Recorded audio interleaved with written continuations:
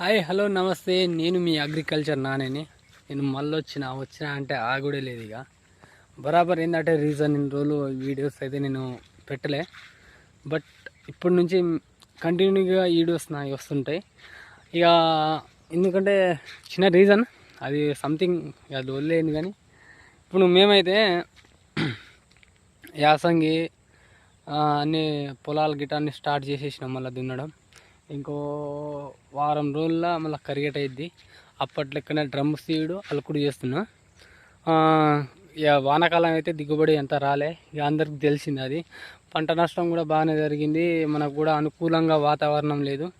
అలానే వర్షం కూడా కొంచెం రైతులను చాలా ఇబ్బంది పెట్టి రైతులు కూడా చాలా ఈసారి దిగుబడి తక్కువ రావడం జరిగింది. పెట్టిన పెట్టుబడి కూడా తక్కువనే వచ్చింది ఈసారి.